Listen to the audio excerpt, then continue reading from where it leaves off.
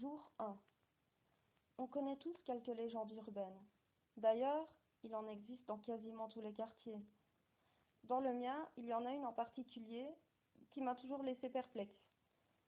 Il s'agirait d'une maison abandonnée dans laquelle les personnes qui y entrent n'en sortent presque jamais. Les rares à en sortir deviendraient complètement folles et n'en ont jamais pour très longtemps. Je suis perplexe parce que, selon moi, il s'agit d'une légende assez récurrente et que je n'en ai jamais entendu parler qu'une seule fois.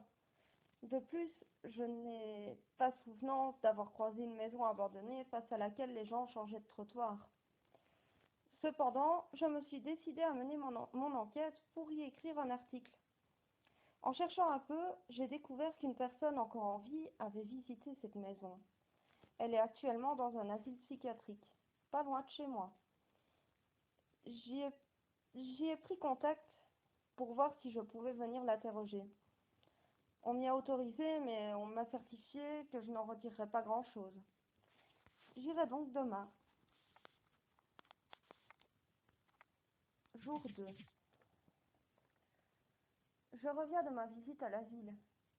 L'homme que je devais interroger avait 30 ans et pourtant il faisait tellement plus tant il était ravagé. Être en sa présence m'a glacé le sang.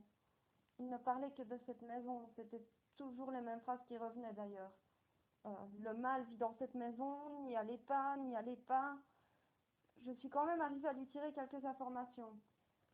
La maison serait cachée au centre des terrils. Il faut vraiment être fou pour faire construire sa maison sur un tas de déchets provenant autrefois des mines de charbon. Il s'y était rendu il y a 5 ans avec des amis pour y passer une nuit. Sûrement une grosse blague pour relever un défi. Il faisait très sombre et les portables et lampes torches se seraient soudainement arrêtés de fonctionner.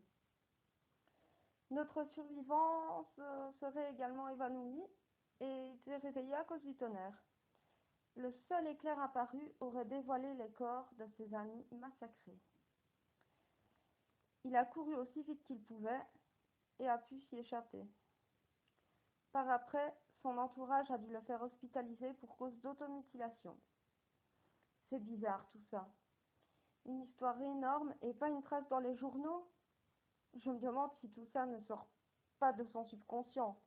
On ne sait jamais qu'il aurait eu une enfance difficile et que quelque chose d'assez fou surgirait de sa mémoire. Je ne sais pas. Je vais aller vérifier par moi-même. Jour 3. Je suis allée faire du repérage. Je me suis rendue au terril et j'y ai effectivement découvert une maison abandonnée. J'y retournerai ce soir vers 17h. Il devrait faire clair pendant 2 bonnes heures. Cela sera suffisant pour visiter cette maison. Jour 4. Je suis allée dans la maison.